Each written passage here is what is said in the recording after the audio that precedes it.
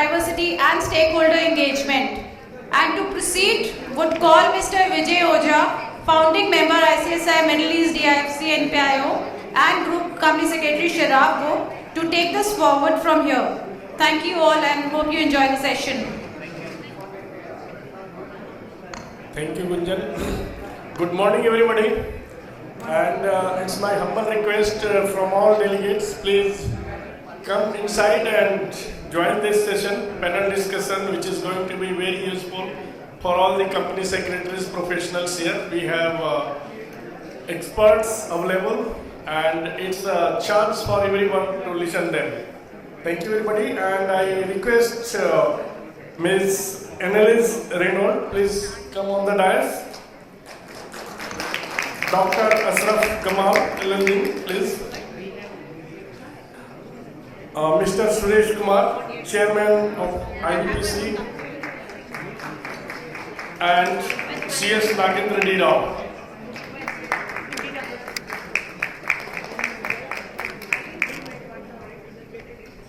Our audio team, you have mic, please. Yeah, thank you. Once again, request NPIO members, please try to bring all people's delegates inside so that we can start now this session. Thank you.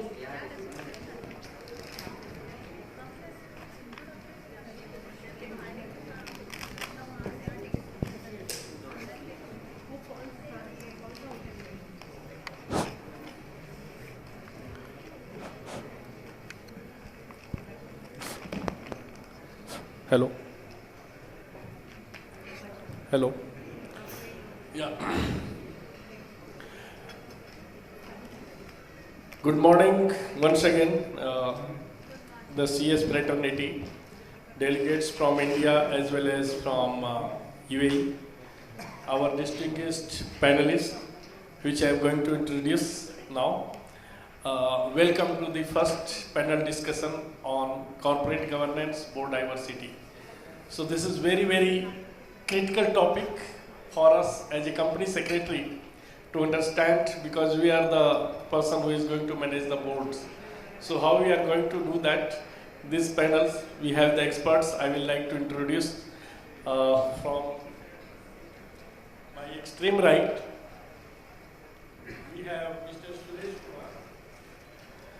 Kumar. Mr. Suresh Kumar is chairman of Indian Business and Professional Council. In short, we call IBPC here in UAE, Dubai. And he is also founder and mentor of Tricolor Values Group. Mr. Kumar has over 4 decades of globally active banking and financial experience. He was the chairman of Federal Bank and Federal Bank Financial Services, IDBI Federal Life Insurance Company. He was also an independent director on the board of ICICI Prudential Asset Management Company, ICICI Lombard General Insurance, Emirates REITs Limited, and DM Esther Healthcare in the GCC and India. He is also on the academic and advisory board in Dubai, including the American University Dubai, British University Dubai, and the SP Jain Institute of Management Studies. Please give a big round of applause. Welcome. To my just right, Ms. Annalise Reynolds. She is described as a passion for diversity by the Legal 500 GC Power List Middle East. Annalise has featured in Legal Era's Definitive Guide, World's Best General Counsel, and recognized as one of the Middle East and Africa's 20 leading women in communication technology by Coms Middle East Africa magazine. Currently based in Dubai, United Arab Emirates, Annalise is the General Counsel of leading telecom operators, DO, where she is the organization's most senior female executive. She is also the member of Governing Council of IOD, UK. Annalise serves as a Vice Chairman of the Board of Association of Corporate Counsel, a global non-profit corporation headquartered in Washington, DC with 45,000 plus members in 85 countries. Please welcome Annalise with a big round.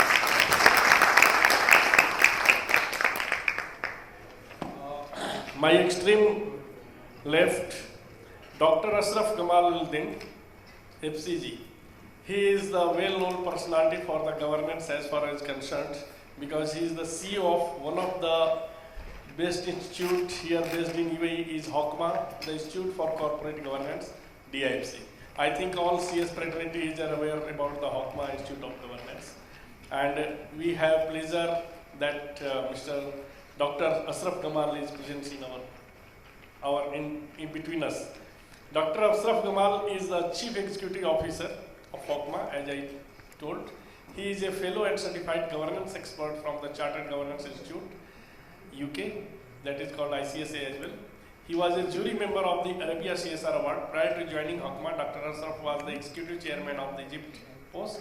Before that, he was the Deputy Executive Director of the Egyptian Banking Institute, the training arm of the Central Bank of Egypt. He was also the founder and project manager of Egyptian Corporate of CSR in Egypt.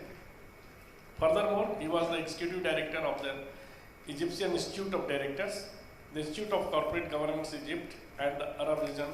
Dr. Ashraf served as a board member and head of the audit committee in number of listed, non-listed, state-owned and family-owned companies. Welcome, Dr. Ashraf. Please give us a round of applause. And now the last panelist in our discussions, everybody's beloved one, CS Dr. Nagendra D. Rao, who is the past president and currently vice president of Corporate Secretaries International Association.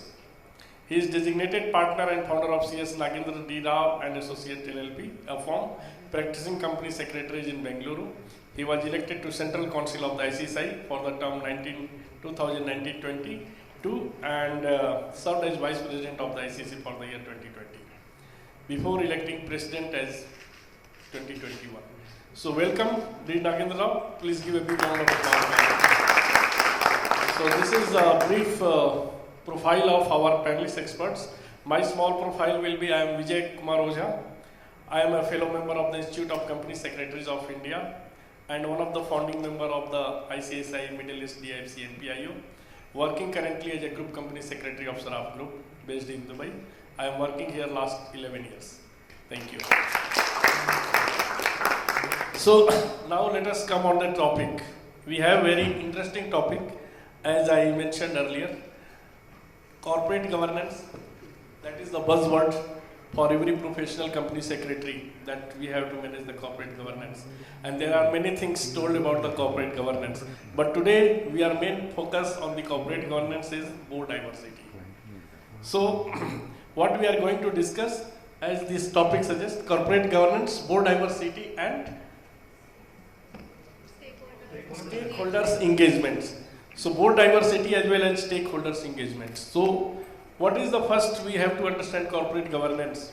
I think everybody here sitting in this conference is little bit aware about the corporate governance, how the corporate has to govern so that it can achieve its objective of the organization as well as all stakeholders. Now the topic is board diversity. So I request one by one our panelists first their opinion about these subjects and then we will take the questions and other questions. We have for the information of your kind self, this program is also online and across the globe people are watching it and we may have some questions from online as well. So thank you and I request from Suresh Kumar to take this point and please explain your view on this corporate governance, board diversity and stakeholders. Thank you. I think very simply put, there is a famous saying that corporate governance or good corporate governance is what good corporate governance does. And, although it's a very simple statement, what it implies is really, there have been numerous reports ranging from the Cadbury report many decades back in the UK to the more recent Uday Kotak committee in India that SEBI appointed, to earlier Mr. Malegam committee report as well. So there have been a number of reports in India, in the UK, in many parts of the world. And all of them helped the regulators to codify the rules and the regulations to ensure good governance. But regulators ensuring good governance is also very much predicated on the regulatees, namely the regulated companies, conforming to best practices in terms of corporate governance. So, if you take an example, take the case of Enron in the US, which imploded. They had excellent board, they had gender diversity on the board, they had some very significant corporate captains on the board and the like. These were all veterans. Or for that matter, Satyam in India, which exploded quite dramatically. So, in fact, Satyam had a professor from Harvard University and a number of leading advocates and persons from the legal fraternity as well, and the accounting fraternity. Despite that, when these kind of crises leads to a collapse of the company itself, that's when this adage about corporate governance, good corporate governance is what it does, which is how well is it practiced. There's a lot of regulations. One is what I call tokenism, where you tick the boxes, and for instance, gender diversity. Yes, I have 2 women directors. I've achieved gender diversity. It's how well those directors are empowered.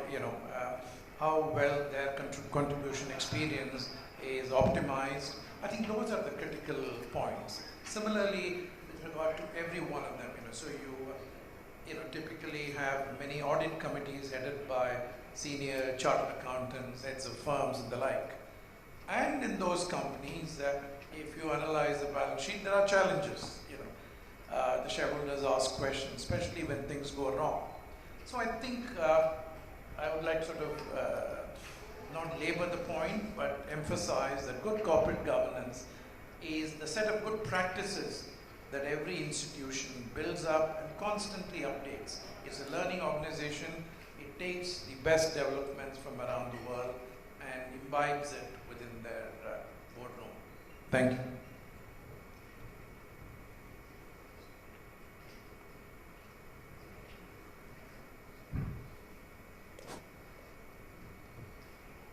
Hello. Hello. Thank you, Mr. Kumar, and I'd like to, in fact, our audience like to listen to your view, analysis on this topic first. Thank you so much, and I must say it's a pleasure to be here and to see so many people having made the journey from quite far afield to come to Dubai for this face-to-face event. It's excellent. I really endorse the comments made by Mr. Suresh. And I think if we relate that to the topic of diversity specifically, what is the point of diversity on boards? Well, the point of it is not to have a box-ticking exercise. The point of it is to get diversity of thought and diversity of perspective onto your board so that the board can make better informed decisions in its direction and oversight and management of the organisation. As was mentioned in the introduction, I've been described in the past as a bastion for diversity. That's very flattering, obviously. I'm assuming that description was partly due to the fact that I'm a female. That said, I strongly believe that diversity is something that needs to be looked at more broadly than just through a gender lens or from a gender perspective. And I am particularly passionate about the need for boards to have diversity, at least in 2 other parameters taken into consideration. One of those parameters or perspectives is geographic diversity, and the other is functional diversity. Just to explain why I mean that, I think in today's globalising world with so many organisations seeking to expand internationally out of their traditional national borders, and also with companies seeking to move more into the digital space, to embrace digital transformation, and also to move into emerging technological sectors like your fintech, insurtech, medtech, all those sort of things. These other aspects of diversity become very much more important. I'm constantly surprised, if we think about geographic diversity, I'm constantly surprised how few organisations that are seeking to go cross-border, if you like, don't have anyone on their board who is living outside the original home country of the organisation. And many of them also don't have on their board people who've even worked internationally. So that, to me, that just seems a real blind spot and self-limiting. If you want to globalise successfully, you need to have people on your board who can help you to understand how to operate in other parts of the world, because otherwise you don't know what you don't know as a board. And it was mentioned in the introductory remarks, what a cultural melting pot this country is. People who have worked in this country actually have an incredible advantage over just about everybody else in the world, actually, because we have been exposed to working with people from 200 different nationalities on a daily basis, and so we have had to be effective in an environment of multiculturalism on steroids, if you like, which sets people, from this country up very well, to be able to operate cross-culturally and to provide that experience to companies on whose boards they serve. In relation to functional diversity, which was the other perspective that I believe is very important, if you think about companies that are operating in the digital space and seeking to embrace new technologies, you only need to look at what is happening with the increasing burden of regulation, compliance requirements, competition and antitrust law, etc., that are just building layer on layer for all businesses, and particularly for digital businesses, to see the importance of that. The past few years there has been what I would describe as a backlash by regulators against digital platforms and digital businesses in particular. Companies like Google, Facebook being investigated, pursued, massive reports being written by competition and consumer regulators in multiple jurisdictions about what they believe is wrong with these digital industries. And all of that is going to increasingly start to bite on every company who has a business model that includes digital, particularly if their business model embraces data monetization. So not having someone on your board who has a regulatory, public policy and governance and potentially even legal perspective on those sort of areas is, again, in my view, a blind spot if you are a business seeking to move into these emerging technologies. Apart from the other hats that were mentioned in the introduction, I'm also an active tech sector angel investor. I serve on the investment committee of Dubai Angel Investors, and I'm an advisor to a global tech startup. And when I see tech startups coming to pitch to Dubai Angel Investors, I'm shocked at how few of them actually have people on their boards or advisory boards who have experience of regulatory and public policy issues relevant to the tech sector. So I guess the moral of the story is you need to think about what type of organisation are we, and make sure that you have the right perspectives on your board to enable you to do your strategic planning and your risk management as effectively and as holistically as possible. Thank you, Annelies. Very rightly said, Annelies has covered the points for the strategic, regulatory, compliances, board diversities, geographicals, and their, because this Dubai is the international city, we can say, and the corporate here we have more than 180 nationalities. So the board, which are the multinationals board, which is covering across the globe, they should focus on the diversity so that it covers different type of jurisdiction as well as geographical region as well. A part of gender diversity, which is required for the importance. Thank you, Annelies. We will come again. And now I request Dr. Ashraf to please give his inputs on these ideas. Well, thank you so much. Let me just stand. I feel that I can see everyone, so I'm sorry about this. Actually, it's my honor and pleasure to be here, so thank you for inviting me to be part of this panel. Now, we have done, however, a lot of work in the area of gender diversity in the region in general, and we have done reports and research which are all available online on our website. Now, the idea, we still go to some boards now, and we've auditioning for boards and they ask you, I mean, what is this idea of gender diversity and why do we have to have a woman and so on? We are really past this. I mean, a lot of research has been done to prove that the presence of women on boards of directors makes a big difference in the board performance and in the company performance. And some of this is academic, some of this is actual companies which really show this by numbers. So again, I really advise you not to go into the area of why that's important. It's proven to be important. End of the story. Now, a lot of research also showed that, thank you. A lot of research also showed that women, when they are on boards, they have certain focus which is not really that much appreciated by men. We do lots of ESG work as well, and we run the S&P index for the MENA region for 11 years now. Now, it was proven also that women pay more attention to areas of E and S than men. So environmental and social issues, women are much more, actively involved in this. We do have a publication called The Journal, which we release 3 times every year. Last year, in one of the issues, it's written by practitioners. There is this lady who was a board member in a big company in Brazil, in mining industry.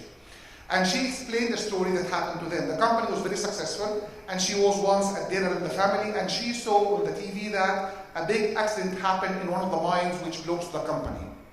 And they had an emergency board meeting to discuss what they can do. And what she is saying is, while the discussion of the board members were focusing on the financial loss and how to handle this and regulatory issues and so on, she and another lady on the board were thinking about something else. Do you know what that was? Employees' families, not even employees themselves, the families of employees. And what she did after that is she started to get a list of employees who were killed in that accident. She went to visit every family in their homes and to take care of making sure that they are, she sympathized with them and that they understand the accident and they are sort of protected against any financial loss or anything else. And she paid attention to that. And she was the only one who thought about this. Others thought about, if you imagine that you are on the board, you think of something else. But she thought about this. It's a very interesting case study that actually you can read. Now, in the UAE here, what happens is, as you know, you have 30% of the ministers are women, and mostly young women. And you see lots of very smart women, but when you go to the boards, they are not there, for some reason. Now, when we started our work a few years back, we had a research in which we found out that percentage of women on boards was around 1.4% for listed companies in the GCC countries. Now, in the UAE, it's up to 6%. Still, it's very embarrassing, I have to say. But again, it's really a little bit up. Now, what happened is, at the beginning, and I was personally in favor of having quotas to break this glass ceiling. Even women said, no, we don't like quotas. But globally speaking, if you don't have quotas, you will not reach anywhere. It's a glass ceiling where there are lots of things influencing it, actually. So we have done a research a couple of years back to find out why is it that women are not reaching boards of directors in this country? What's happening there? And we realized some problems. Some of them are cultural issues because of the expected role of the woman in the house, and she is willing to sacrifice. And they said that. I would sacrifice for my husband and my family, and I don't mind, and so on. So some of them had this. But some of them didn't have confidence in themselves. They said, we cannot compete against men. We really cannot do that. So some of it is self-defeating themselves. But some of it was, in fact, because of specific HR policies which are all anti-women, and it's really subconscious. Sometimes you need a job description, and you feel this is tailored for a man, not for a woman. So even if you open the door for women to come, in fact, it's men who will be selected for this. So again, what I'm trying to say is boards of directors have a key role to play in making sure that we do have some sort of fair system on our company to allow women to promote up in the ladder. Because when you look for a board member, you look for what? CEOs and CFOs and heads of strategy and these people. And these are all men. So what happens is when you want to appoint a board member, you take one of those, and they are all men. Women, maximum, you'll find maybe in HR sometimes, or in marketing, whatever, but that's it. These people are not really, usually in the boards of directors. So what I'm trying to say is boards of directors have a role to play in making sure that we do have the right systems in place. And this has to be also translated into KPIs for the management. So we say, what is the percentage of women that we have in our top management or middle management? What's really happening there? And so on. So the board has to ask all these questions. If you are the CEO of the company, you might not care. But if the board is asking you about, gender diversity at the C-suite, then you will really have to pay attention to this, and you have to make sure that you have women who are being promoted to higher positions and so on. Now, as I said, there are lots of advantages of having the women on the boards. We never tackle it in Hakana from the concept of fairness or equality. No. There is a business case for that, and this business case is proven already, so I try to tell people it will make a difference for you. So what happened now in the region is most of the countries, they do have quotas. We did actually work with a regulator here a couple of years back. We have a code of corporate governance which mandates 20% of women on boards, or at least one board member. We did a code for the corporate governance of the federal government here with the cabinet affairs, and that mandates the gender diversity. In other countries, like in Egypt, they have actually 2 females at least on the board of directors and so on. So it is really increasing, but we have to have the effort. Now, some people say women are not qualified. What to qualify women? No, women are qualified. They don't need more qualification. They just need like men. Okay. The only thing I will have to finish with, I'm sorry for taking too long, is simply that when a woman joins a board, she will feel intimidated. That she feels that it's not really my place. This is the feeling of the man or the young person joining the board as well, because it's like a club. The boards here, they stay forever. So when you have a new young person coming to the board, he feels that, these people are friends, they know each other, I'm new here. So it is not only you, it's somebody else. So really we can see women are very smart. They are doing lots of contributions when they join boards of directors here. And there is no really reason to have this sort of 6% percentage, honestly speaking. I know that within the coming couple of years it will change, but again, we really need all of us to do lots of efforts to make sure this happens. And company secretaries, because they are close to the board and to the chairman and they see the agenda, you have to discuss this. You have to make sure that actually that's part of the discussion that you have. Whether diversity on the board or diversity in the management, making sure that you have the right systems in place to allow women to promote and so on. So this is just opening statements. I hope that I can get questions from you. And thank you again. And please, back to you. Thank you, Dr. Sir. Very well covered these points of diversity, and you have given ideas also to the company secretaries. As a company secretary, what they can play in the role to the board management, and how they can approach to the chairman of the board and discuss about these diversity points, not only board but as well as management. Thank you. And now we will like to listen Nagendra D. Rao, CS Nagendra D. Rao, his views on board diversity in current situations as well as the India perspective and this future. What is his opinion about? Once again, good morning to all. We started with, Dr. Suresh started with naming few of the companies, and we spoke about corporate governance.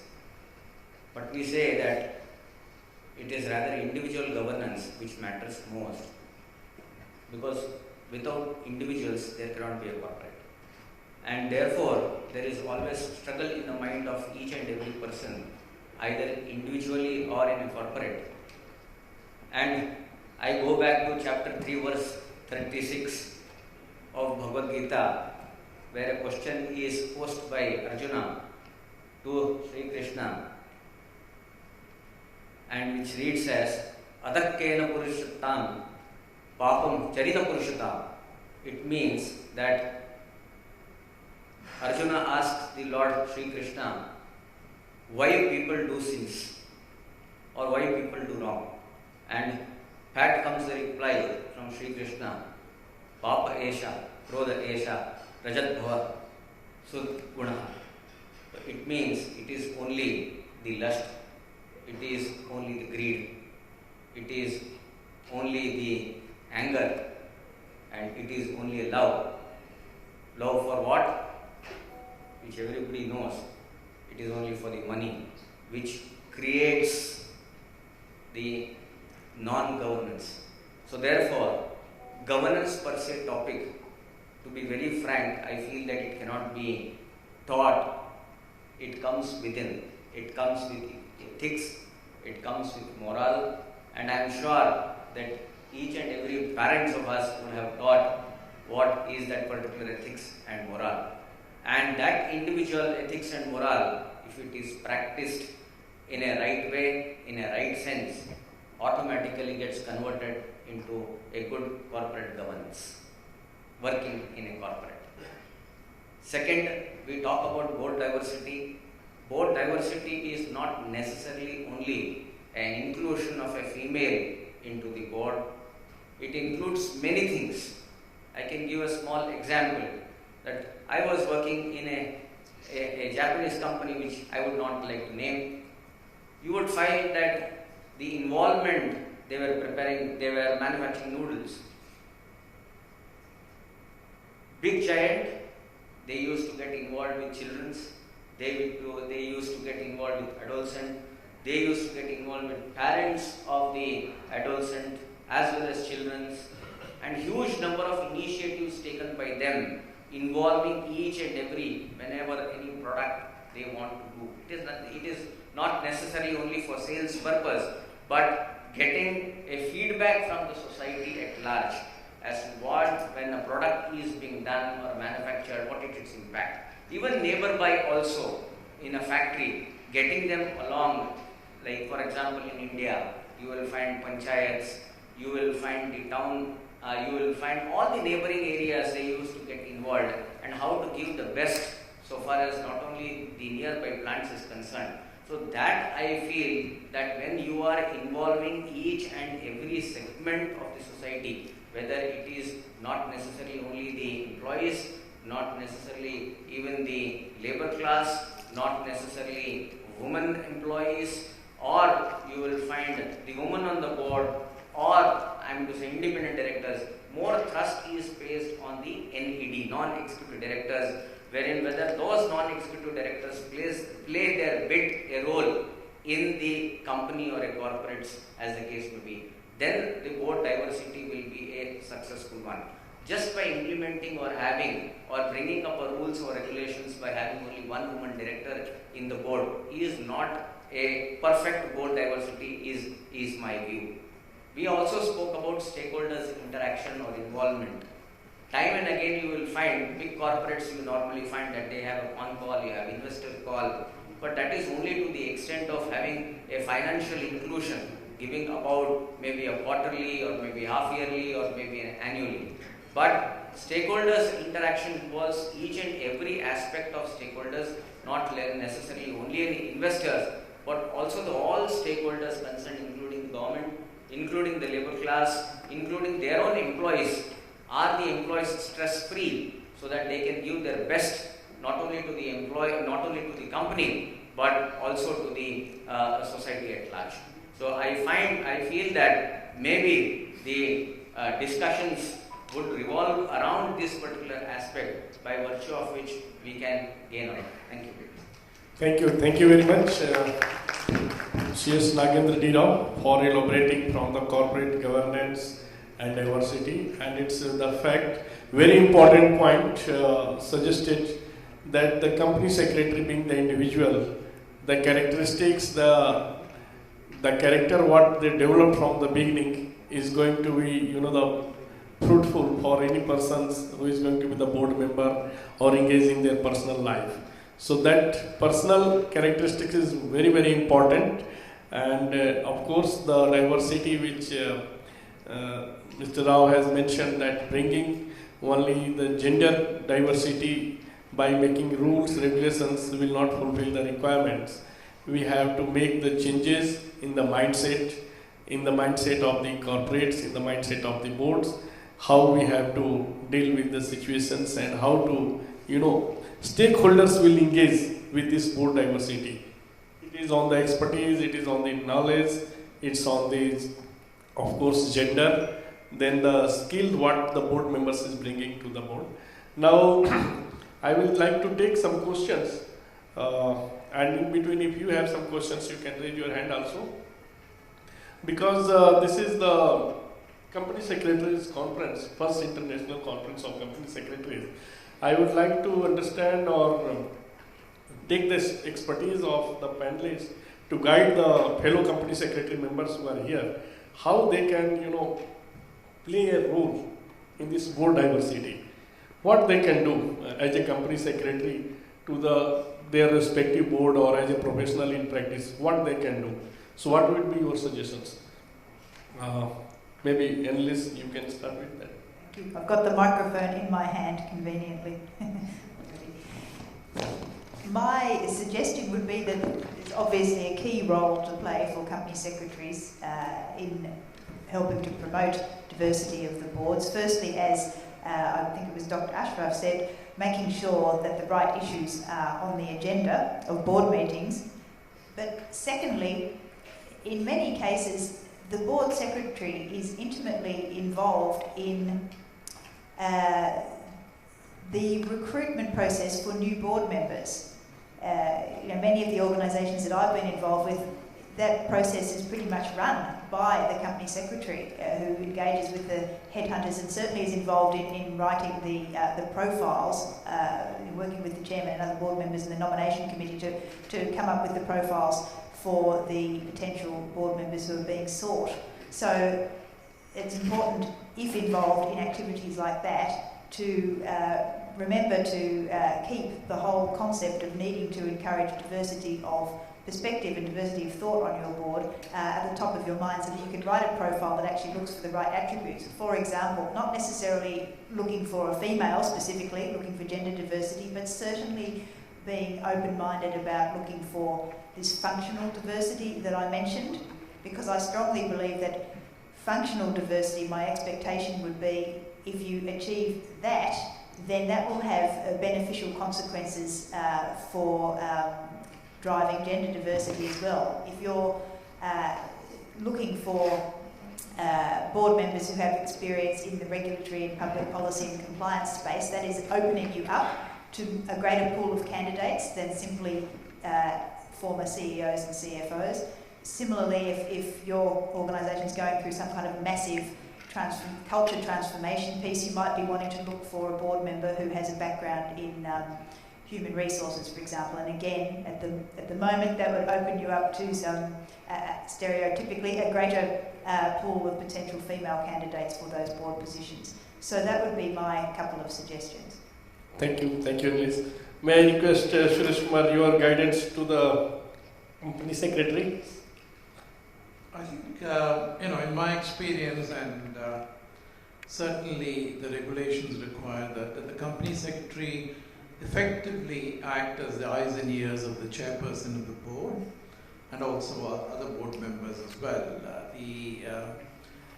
Typically, some of the best company secretaries that I have worked with when I was chairman of companies have prepared the groundwork very well for efficient functioning of the board. For instance, they prepared detailed regulatory framework on every issue, what the regulations say, state very clearly what the regulations expect companies and the boards to comply with. But they also say what are the best international practices in that respect. So those briefing notes are very, very useful. Secondly, in some of the better companies, the company secretary actually has a functional reporting line straight to the chairperson and only an administrative reporting line into the CEO. So in that sense, the role of the company secretary is much, much higher in the hierarchy and needs to be perceived as such, because oftentimes the board discussions and the minutes may not be exactly what the CEO expects or wants to see. And often it goes against the grain of what the CEO recommends. And that's the prerogative of the board, when it comes to strategy, policies, succession planning, for instance. When the CEO himself needs to be part of the succession plan, it is the company secretary who acts as the support point for the board members to turn to as to what other companies in their sector are doing, what exactly globally, what are the best practices, etc. So I think the company secretary plays a crucial role. Gender diversity is certainly one of them, but more recently, and I think this has been covered in the afternoon, ESG is becoming very important as well. And all of these, and for instance, in listed companies in India, I was chairman of the Stakeholders Protection Committee, the stakeholders' interests being protected through the committee, especially for listed companies where there are minority shareholders and the like. And the role of the company secretary then expands considerably in the case of listed companies, because they have to also review very carefully all the complaints, and the Securities Exchange Board of India, SEBI, the regulator, expects these to be, there is a set agenda for the stakeholders committee. There is a certain defined expectations of what matters they will address. And I think in all these matters, the go-to person for the company's board members is really the company secretary. So I can't but emphasize the critical role that the company secretaries play. Thank you. Thank you, Suresh Kumar. Dr. Ashraf, as you know, when the company secretaries course are taught, or everybody is aware that company secretary bridges the gap between the stakeholders and board. So for that there is engagement with the stakeholders.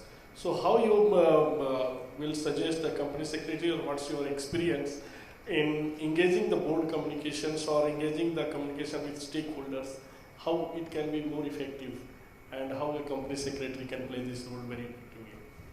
Well, actually, in reality, what we do is we advise boards of directors that they are the owners of the idea of stakeholder engagement, not the management. Again, because I've been the chairman of a board and CEO before, I know the difference. When you are the CEO, you are driving and you are busy with operational issues and trying to handle all the problems on the ground with employees and suppliers and so on. But when you are on the board, you have the more strategic sort of look for the company itself.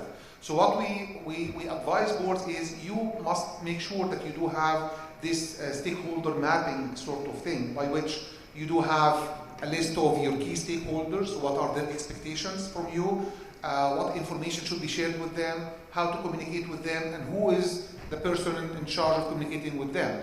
For example, we are currently undertaking a board evaluation for all of the big banks in one of the regional countries, and the complaint from the board members is the relationship of the management with the central bank is very bad. So imagine the board is complaining that the CEO's relationship with the central bank, the regulator, is very bad, and that's actually the job. It's their job to make sure that the central bank is satisfied and is happy and so on.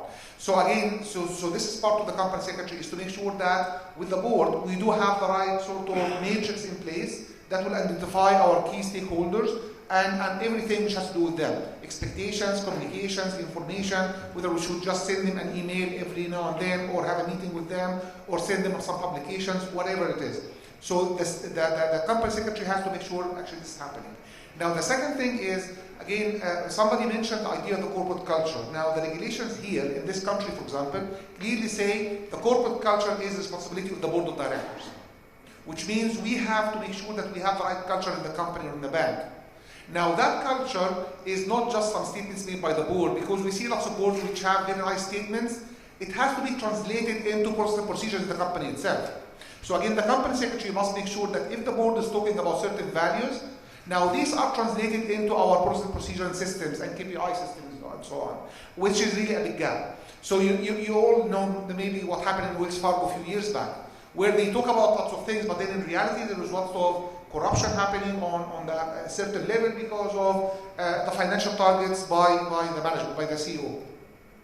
So again, it's a problem for the board, because if you talk about culture, you have really to reflect it and translate it into KPIs, and that's part of the company secretary as well, is to make sure that, okay, we have these statements, how to make sure that the management is respecting this. What kind of reports we should be getting from them.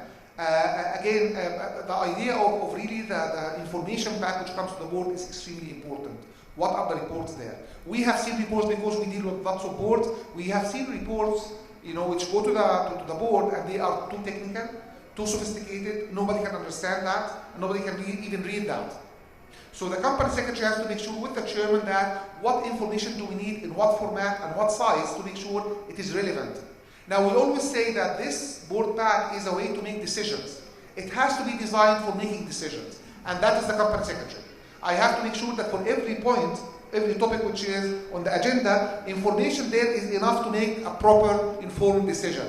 Otherwise, she has to, or he has to advise the chairman that we don't have enough information, we need to postpone this until we get enough information there. So it's really a very critical role. And honestly speaking, from dealing with hundreds of boards in the last few years here, the person who makes the big difference is the company secretary. And the best boards we have seen, I can claim that the best person in the board is actually the board secretary, not the chairman and not anybody else. And he or she is able to manage properly. And that's why it's really a key function, and it's quite important. And the good thing is, they recognize this here in the region now. So now it's understood. A few years back, it used to be like a secretary. It is not anymore. So people recognize, that's why in the new ESCA code that we drafted with them a couple of years back, you have a big section on company secretary, and the role of company secretary, expectations and qualifications. So that's really important, and that's a good opportunity for you and for the institute as well. Thank you, Dr. Ashraf, and I think this will really boost the company secretary and who are working and feeling that they are not having very important role to play. Now they should feel that they are very important part of the board management, and they should be proud of their professions. Thank you once again, and I would like to come to the audience. If you have any questions, please raise your hand. Yeah. Thanks for a very insightful presentation and view of the panelists. Can you hear me? Yes, yes.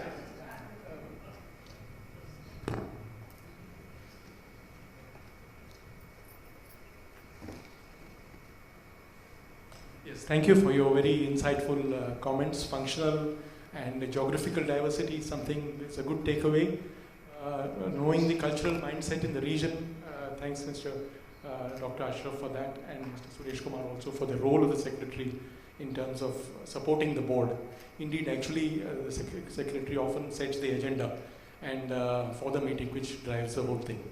One question I had was, has this pandemic changed the board diversity and stakeholder engagement in terms of approach? And things have been virtual, people have not been meeting or there have been Zoom meetings, and how have they taken this role? Is it a backseat, or is it somewhere where your renewal topics are coming off, data security, privacy, ESG, and so on? I mean, I worked in a European board earlier. It's been very nice to see that you have subjects like safety, health, environment. These can come top on the board, and profit performance is also seen, but there is the second item in the agenda. So it's very important to see how this comes and whether the pandemic has changed it. I'd like your views. Thank you. Thank you. Thank you. Very relevant questions for the present scenario. Analysis. Right. Yeah, thank you.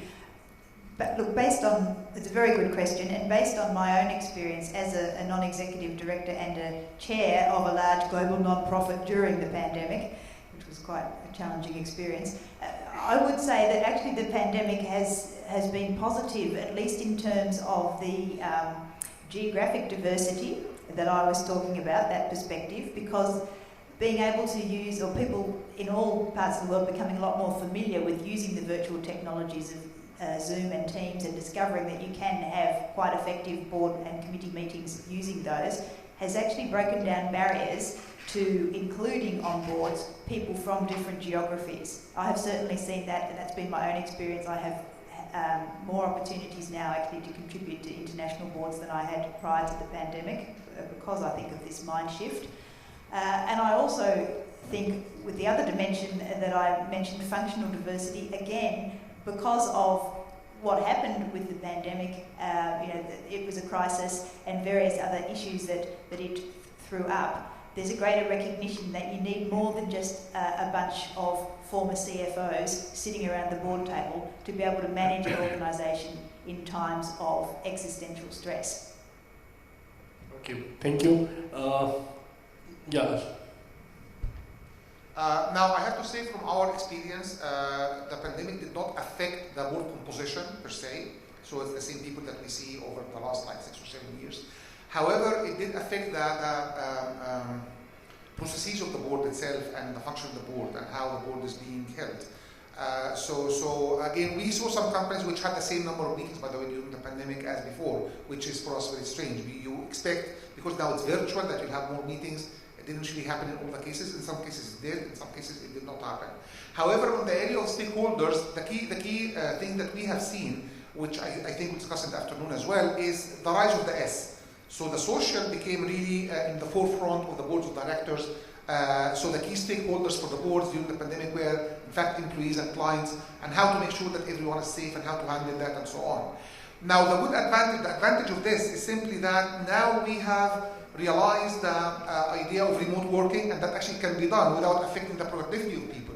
And that's an advantage for women, because now you don't really have to bring the woman every day to the office. If she has something else, that's fine. She can work from home and she can be productive from home.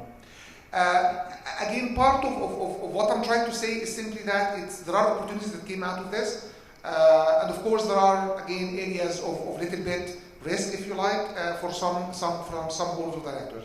The overall effect, I think it was very positive, and we have seen even some boards that insisted on physical meetings despite the pandemic. So they said, no, our meetings are going on as planned and so on. But for those who have international people in the boards, it was easier for them to participate through technology, and up to now they are still doing this. So despite that now restrictions are lifted, but still when we go to the boards and somebody is from Spain or from the UK, they just join by online. They don't really have to fly anymore. So there are changes in the board dynamics, if you like.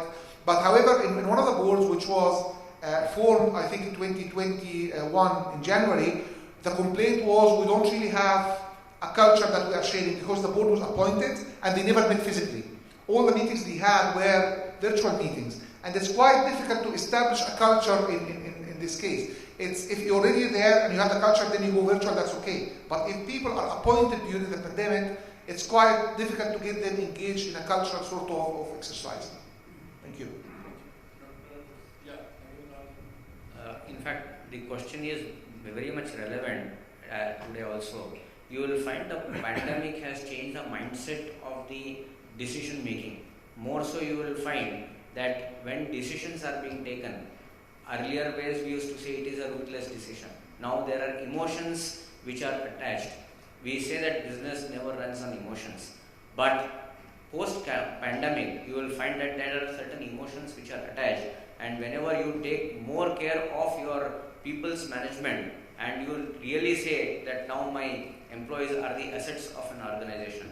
So in that sense, you will find that there is a change in the mindset by the board, though there may not be, as rightly said, change in the composition or diversity in that sense, but involvement, satisfaction is being thrust upon so far as the post-pandemic situation or arises. Thank you. Hope it resolves your queries. We are running little short of the time because we started little late, and I can take one more questions from the, yes, please, if you can come forward.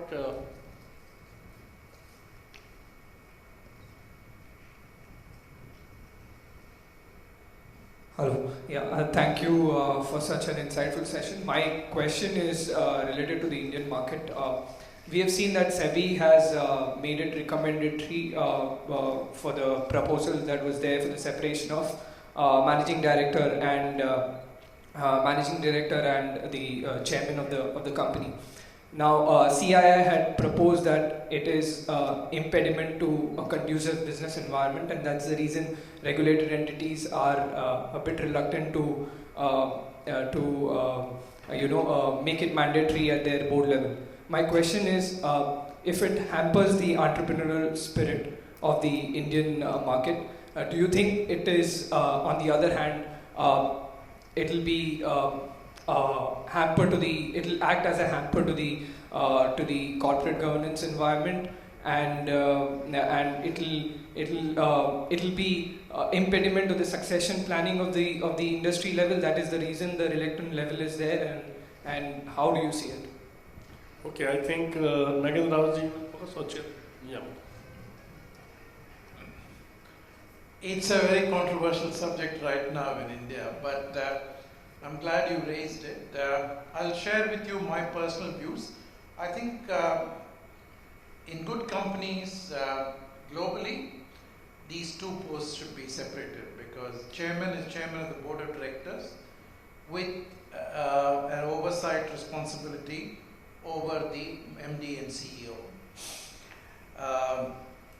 In some parts of certain companies, they take the term managing director as managing the directors. No. I think it's a managing director is actually a misnomer. I think thanks to our friends in Britain, we have inherited that title. But the real role is that of a CEO. He is the chief executive officer with both accountabilities, responsibilities, and authority that go with that position. The controversy in India has come from the fact that SEBI has now not made it mandatory and therefore allowed it to companies. And there were pressure points and views on both sides. But some of the family-owned businesses felt that it would constrict entrepreneurship, because family-owned businesses,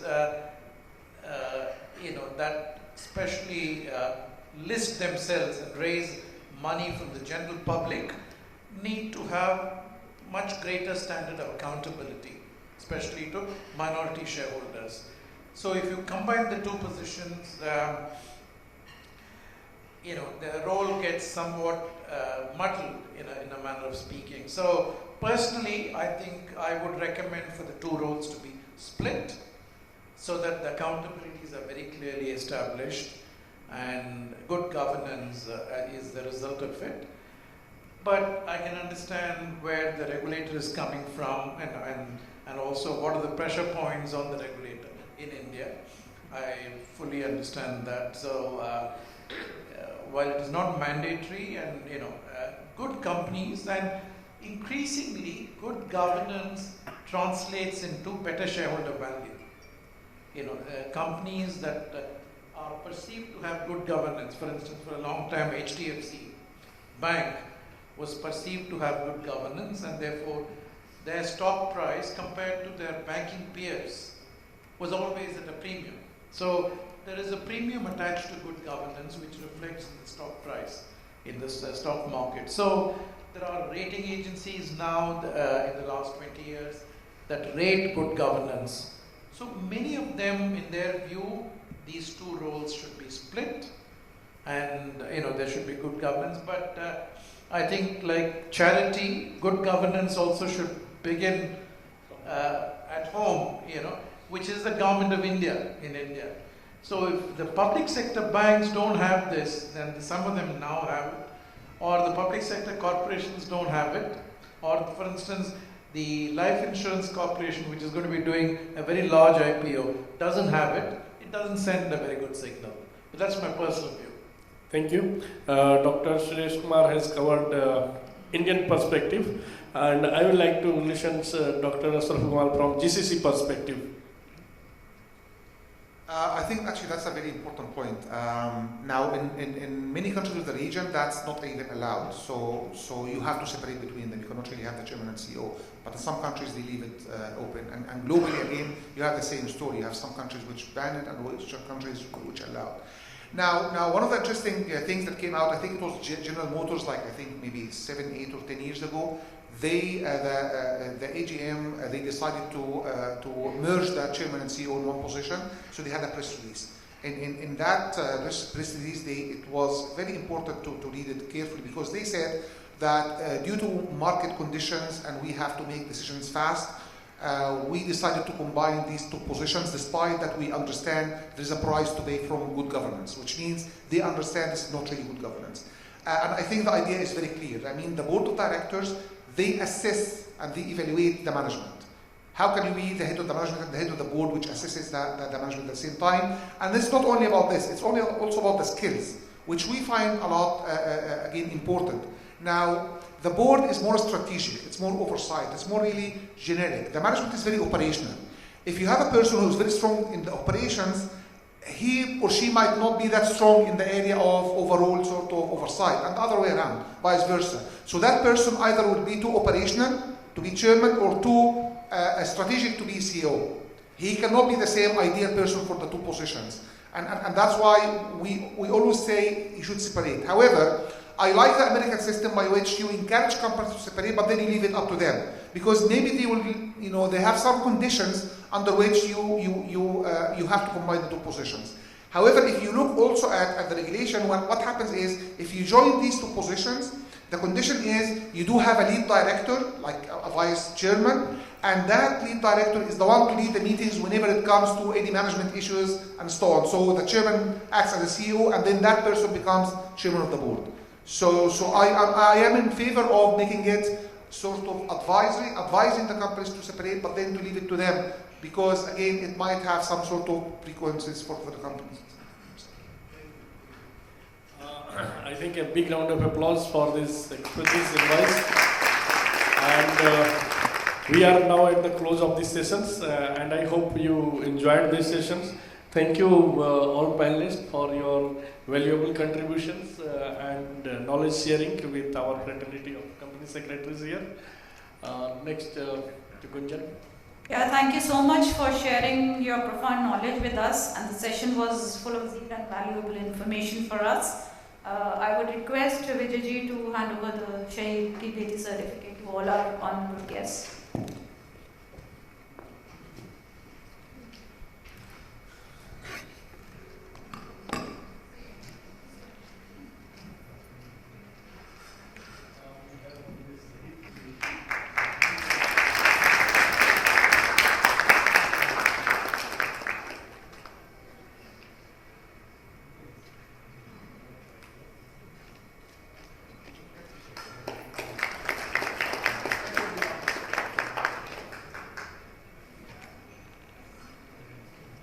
The Shahid Ki Beti certificate is an initiative of the institute where an amount equivalent to that of the certificate is contributed to the fund that is then given to the Ministry of Defence for the education of the daughters of the matriarchs.